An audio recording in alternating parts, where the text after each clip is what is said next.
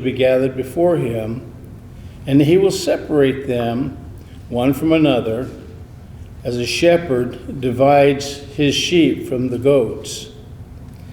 And he will set the sheep on his right hand, but the goats on his left. And then the king will say to those on his right hand, "Come, you blessed of my Father, inherit the kingdom prepared for you from the foundation of the world. For I was hungry, and you gave me food. I was thirsty, and you gave me drink. I was a stranger, and you took me in. I was naked, and you clothed me. I was sick, and you visited me. I was in prison, and you came to me." And then the righteous will answer him, saying, "Lord, when did we see you hungry and feed you, or thirsty and give you drink? When did we see you a stranger and take you in, or naked and clothe you? Or when did we see you sick or in prison and come to you?" And the king will answer and say to them, "Assuredly I say to you, inasmuch as you have done it to the least of one of these my brethren, you have done it unto me." The next 6 verses talk about the goats. They didn't do the things that God asked them to do. They didn't mature into sheep. And their end was utter destruction. I was kind of taken back when I read this, went through it this time. Christ doesn't come in the judgment. He doesn't come down and have a checklist. The judgment has already taken place. He's explaining why there are sheep, why there are goats, why you're in this group or why you're in that group. As he goes down the list, it's not, okay, let's see, did you keep the 39 doctrines? Did you have those all down pat? No. Did you keep the 10 commandments? Let's look at the list here. Oh, I'm sorry, you have one unforgiven sin. You didn't ask forgiveness for that one, so I guess you have to go over here on the left side and be a goat. That isn't what's there. It's what was in your heart. What did you do? How did you react to the leading of the Spirit? I read a statement in Ministry of Healing which really took me back. I'd like to read it to you also. Christ commits to his followers an individual work, a work that cannot be done by proxy. Ministry to the sick and the poor, the giving of the gospel to the lost, is not to be left to committees or charities. Individual responsibility, individual effort, personal sacrifice is required of the gospel. And it made me stop. I feel handicapped. I can't see well. I fall down way too much. I can't go on a mission trip and have refrigeration for my insulin. And yet it says here, individual responsibility, individual effort, personal sacrifice is required of the gospel. I've got about a dozen charities that I support. I like to do that. I like to try to help spread the gospel. I like to reach out and help people, and I write these checks. Actually, Kathy writes these checks, and I like to pray over them that they would go out and do the work. But I read, it is not to be left to committees or charities. My stepdad is from Switzerland, and in the Swiss society, young men from about 18 to 65 were in the army, and every year you go and you spend a couple of weeks doing service. Now, if you can't because of your job, or in his case where he came to the United States and he wasn't able to go do that, he could pay a fee, and this fee would cover for his service. But it doesn't look to me like I can pay my way out of this. In the parable of the fig tree, in Luke 13. We see a owner come, and he's got this fig tree, and it's not producing any fruit, and he thinks, why should I let it take up the ground? He tells the gardener, cut it down and get it out of here. But the gardener, he says, well, let me take and dig around it and fertilize it and take care of it, and if it doesn't work, then next year you can cut it down. I kind of think of my good wife. She's got an apple tree out back there that it was leaning over kind of like this, and it didn't produce very good apples, and it didn't produce very many apples, and I wanted to cut it down. And she says, well, we didn't get a lot of water last year, and I didn't fertilize it this year, and so let me do that. And so we put a stake in, and we straighten the tree up, and she's watering it, and she's fertilizing it, and we'll kind of see how that goes. My good wife wants to make that tree grow. She's going to do everything she can. Now, I don't mean to say that I have a bad wife. I only have one, but she's a good wife. And it's kind of a parallel with that. The gardener has done everything possible to make that tree grow. And in the story, as you read it, it doesn't tell you the outcome. It doesn't tell you whether it succeeded or not. And I don't know if my apple tree or Kathy's apple tree, whatever, I don't know if that's going to actually produce good fruit. But she's going to try. And God has done everything possible for each one of us, Amen, that we can produce good fruit. Amen. There's a parallel in Matthew and Mark of the tree that's a barren tree. Now, Christ has gone to the temple just after the triumphal entry. And as he goes to the temple, he looks around, then he and his disciples, they go to Bethany. The next morning, as he's coming back to Jerusalem, back to the temple, he's hungry. And the text tells us that he sees this fig tree, and he sees that it has leaves on it, and he goes over it to see if he can find some fruit because he's hungry. Now, when Kathy and I lived in Angwin, we had a fig tree. And it was, we lived in a little one-bedroom house, and there was this little fig tree out in front of it. And a fig tree, it wasn't really a tree with a big trunk and branches that go up like this. It's kind of more like a bush, a bunch of sticks sticking out of the ground. In the wintertime, there's nothing there, just a bunch of sticks. And as the spring begins to come, there gets to be little buds on the side of those branches. And as spring continues on, those buds begin to grow into figs. And there's no leaves. There's just these little buds that get bigger and bigger. And pretty soon you can actually break those figs open, and they're pink inside, and they're good enough to eat. There's no leaves yet. And I've eaten them many times there in Angwin. No leaves, and the figs are actually beginning to ripen. As the leaves begin to come out, you can expect that the figs are already ripe. And Christ had every right to expect that as he went to that fig tree, because he saw that it had leaves, that there would be figs on it, but there weren't. Desire of Ages tells us that he searched from the lowest branches to the highest branches, and no figs. So he cursed that tree and went on to the temple. The next day when he came back in the morning, the disciple says, look, the fig tree, it's already withered, dried up clear to the roots. It's gone.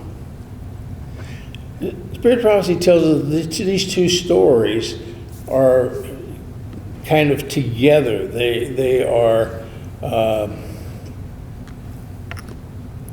a kind of allegory that tells us the gardener has done everything he can. It's up to us to decide what we're going to do with that. As those figs begin to grow, it's so funny to see a fig and it's just sticking out of the side of it, looks like a dead branch. There's no leaves or anything. And I began to think about that, and I thought, that's kind of encouraging to me, because as I was thinking about it, actually just this morning as I was coming down here, I'm not perfect yet, but I can still have fruit. Amen. And you know what? My fruit can still be getting ripe, even if I'm not beautiful with leaves, and I'm not a complete, mature, perfect Christian. I don't have to be to have fruit. God, the gardener, is working on us and through us.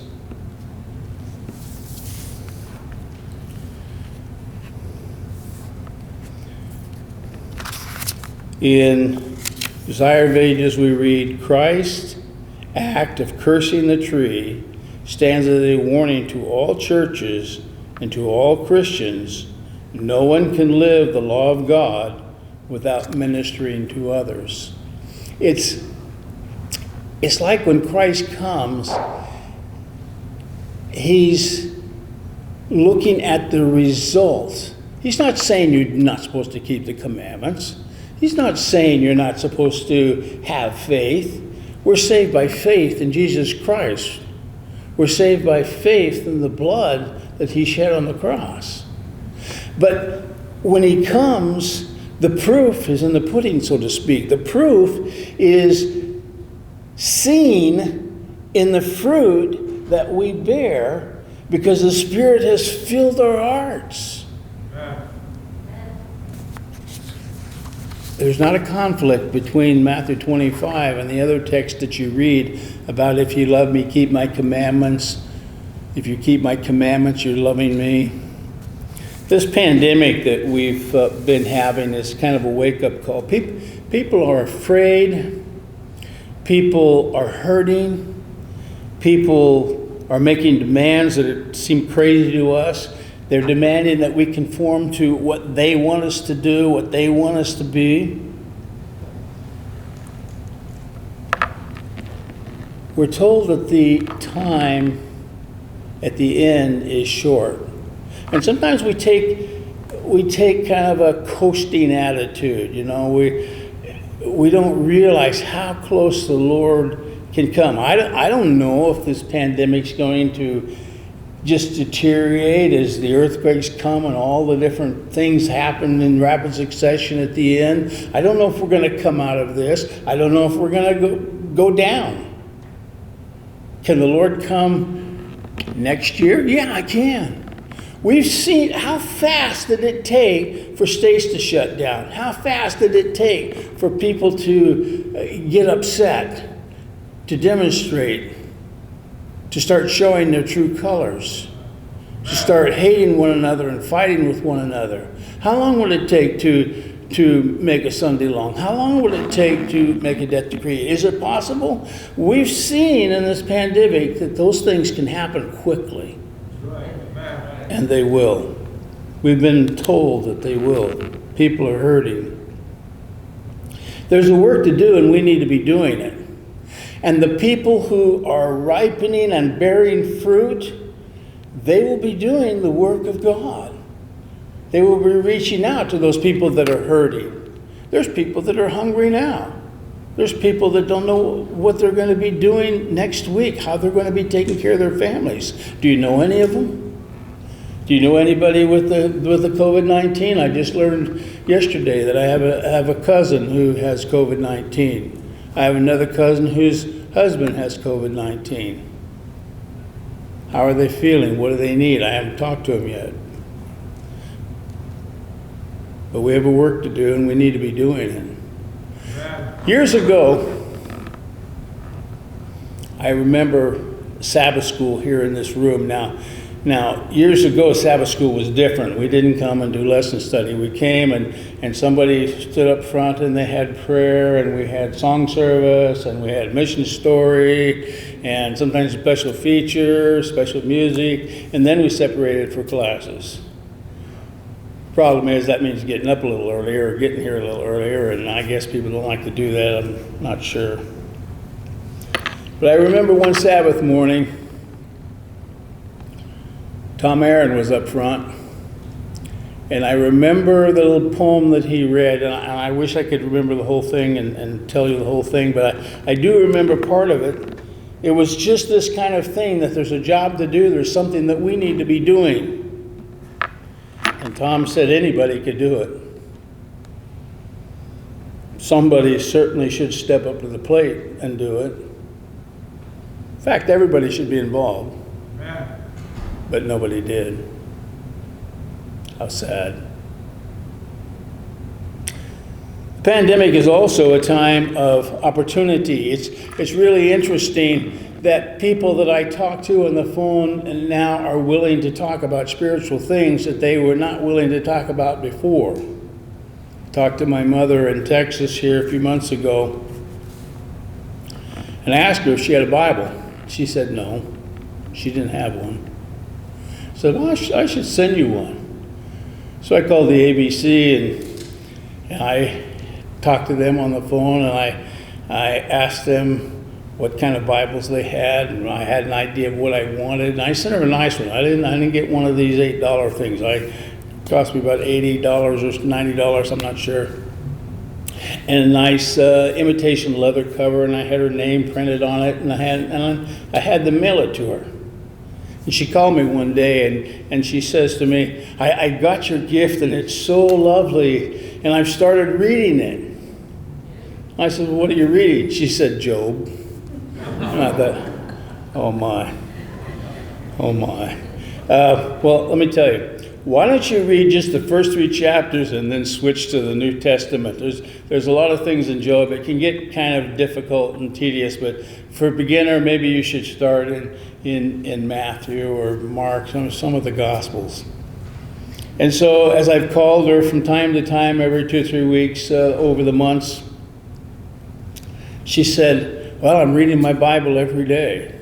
I set aside a time when I could sit down and read it, so I make sure that I get it done. And I wonder how many of you are doing that.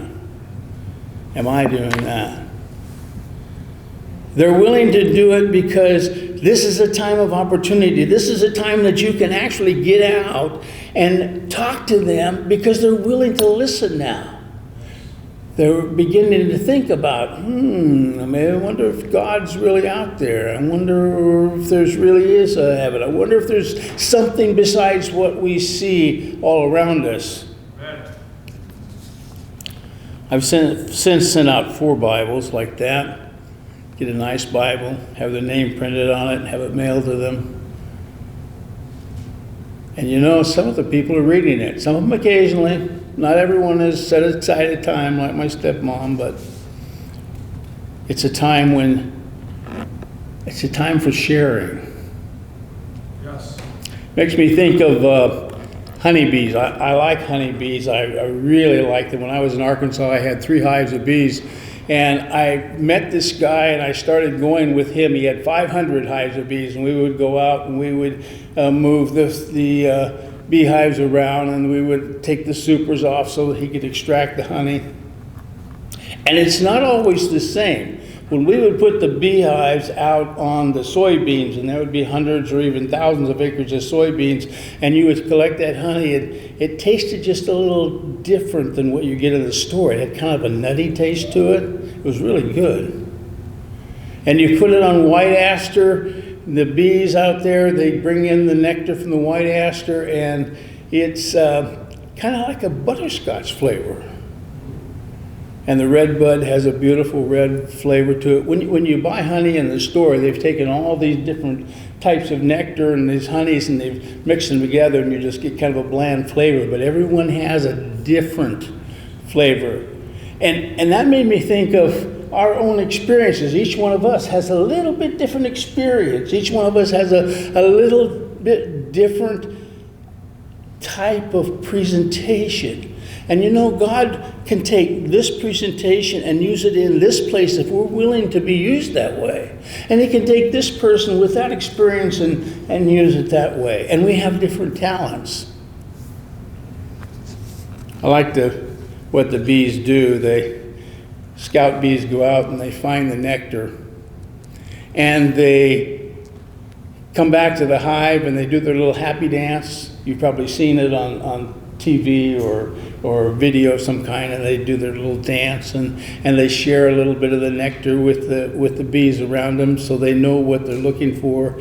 And then they go to the next part of the hive and they do their little happy dance. And I've kind of thought in my mind, wouldn't it be wonderful if Christians could come up with some kind of little happy dance, and go and share the things that their own experience? Well, maybe we just need a smile. Maybe we couldn't dance, but I thought that'd be kind of cool. It doesn't have to be something big. You can call somebody on the phone. Maybe you can't see very well. Maybe you can't stand up here and preach. Maybe you can't go help physically, but you can call somebody on the phone. Amen. You can write them a little note. Amen. If you're talking to them on the phone and you see that they have a need, if you can't fulfill it, you have brothers and sisters here that maybe you can contact and maybe somebody else can do it. We need to be helping these people. We need to be reaching them. We need to be sharing the honey. The Bible says, Psalm 34:8, "Oh, taste and see that the Lord is good." That's right. Have you tasted it? You willing to share it? That's right. Amen.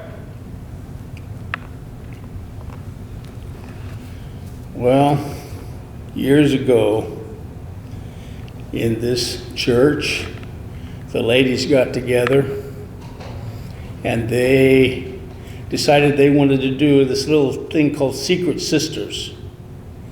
And the ones that wanted to participate, they put their names in some kind of a container, I don't know what it was, and then they would go along and they would draw out a name, and this would be my secret sister. And then for the next few months to a certain date, they would write them little notes and leave them in the back. Or maybe they'd give them a little gift. They would just cheer each other up, encourage each other. Now the guys, we didn't do secret brothers. I guess guys don't do that. But I thought to myself, I have two sisters. Why can't I have a secret sister? I couldn't draw a name, but I picked a secret sister anyway, and I wrote her little notes, and I left them back there. And I sometimes give a couple little gifts, little thing, not a big thing. I even went to their house one time and left something. I knew she was going to be here at church, so I could leave it there and I wouldn't get caught. And so I would leave it there. And then finally the time came.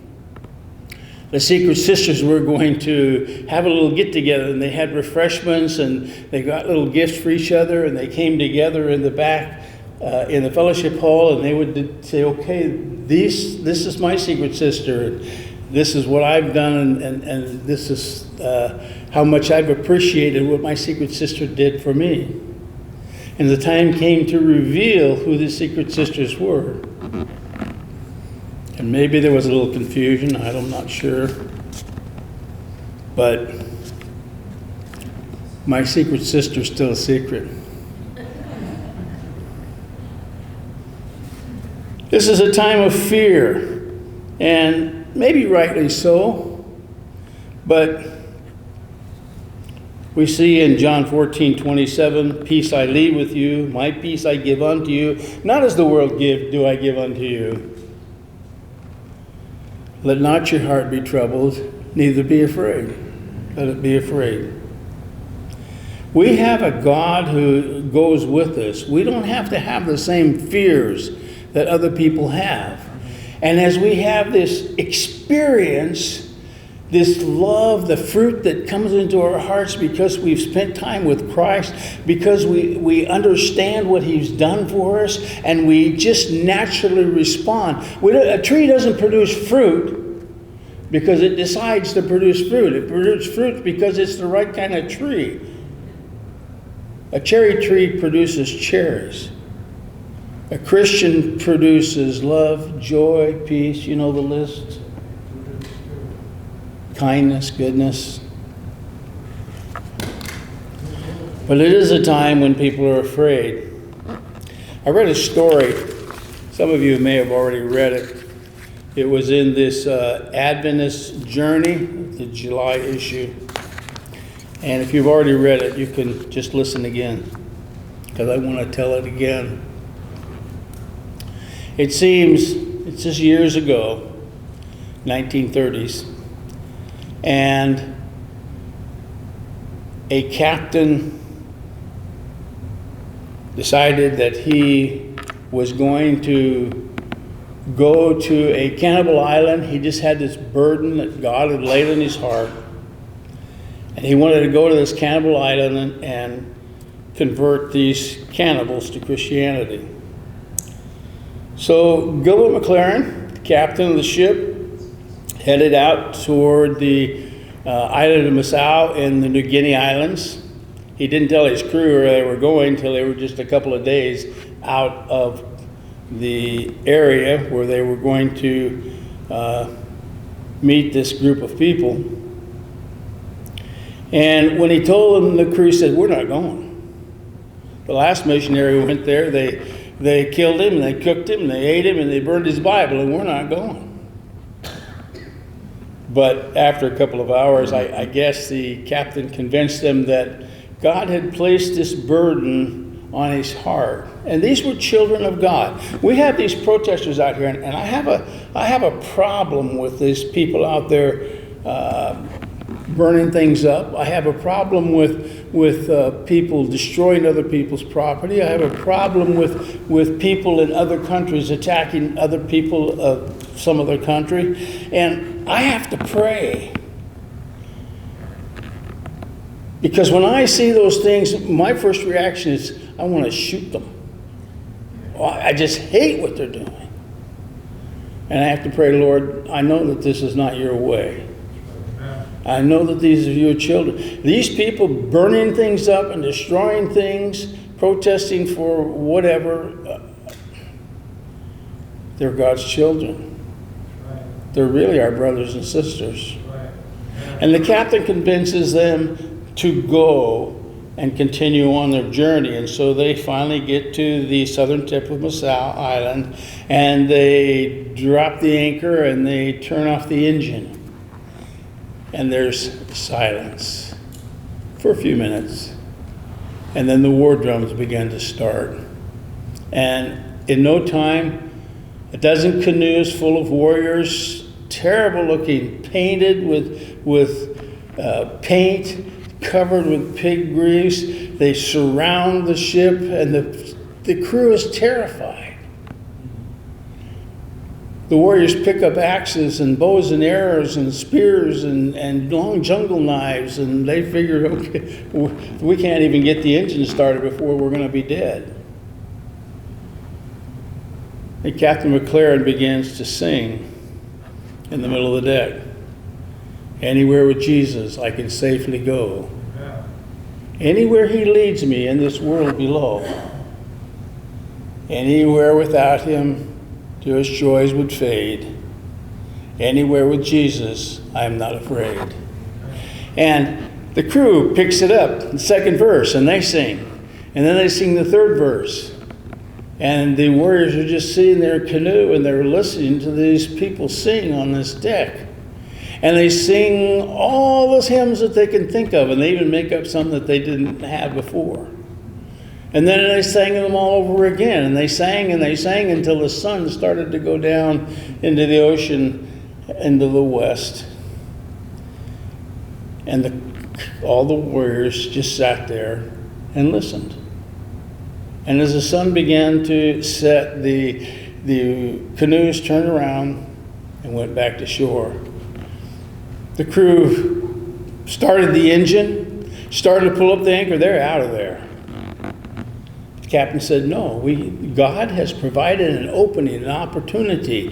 And God has provided an opening, an opportunity for us here in this pandemic. People are willing to listen. and they have not been before. Can be an opportunity, not just a tragedy. It is a tragedy. Satan is behind all that. You know that.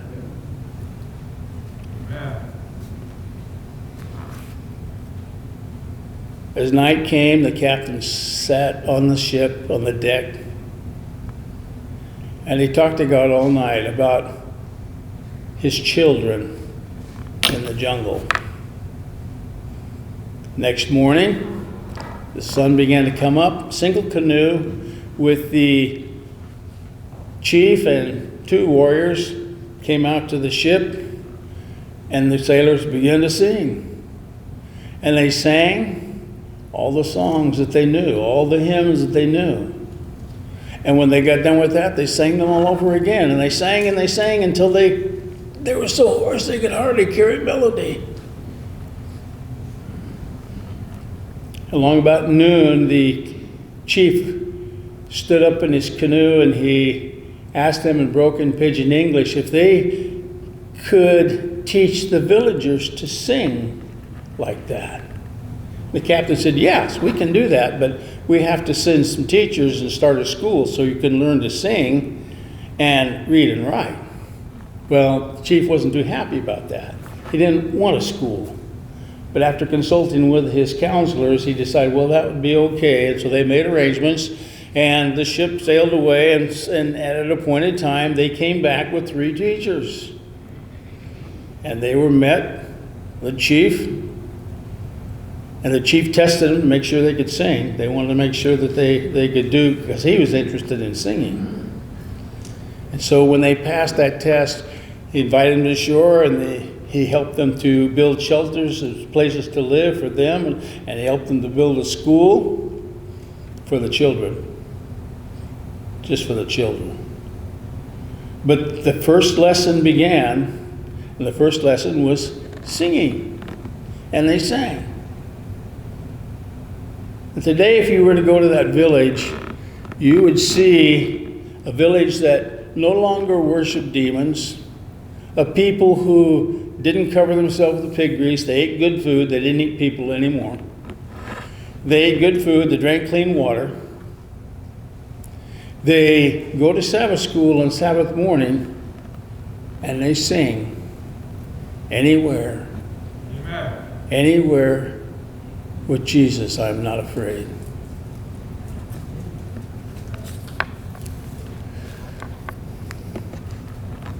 Christ followers are to despair of nothing and to hope for everything. This whole thing kind of reminds me of a couple of sermons Keith gave and I gave last year on the vine and the branches. I am the true vine, and my Father is the vine dresser. Every branch in me that does not bear fruit, he takes away. And every branch that bears fruit, he prunes, that it may bear more fruit. The gardener's after fruit. That's the whole point. Yes, we need to keep the commandments. Yes, we're saved by faith. But if we don't respond to the Spirit, it's like the tree who's dried up at the roots. It's not going to get the nourishment. It's not going to make any fruit. The fact that you are on one side or the other is simply proof that you've accepted and responded to the care of the gardener. And the gardener has done everything that needs to be done to save you and me. Everything. I thought about bringing Andy up and having him do a little magic trick to kind of show you some of the changes of things that can happen. But you all know that Andy's tricks are done with clever props and with sleight of hand and misdirection. But not so with the Spirit. The true magic is that hearts can be changed. The true magic is that we can bear fruit as we respond to the gardener's care. Today, when you go home, I'd like you to ask yourself a serious question and be honest with yourself. Am I a sheep or am I a goat? Let's pray. Father in heaven, we know that you have done all that needs to be done. We pray that we would respond to the Spirit and that we would bear fruit as a natural result of having Jesus in our lives. Amen.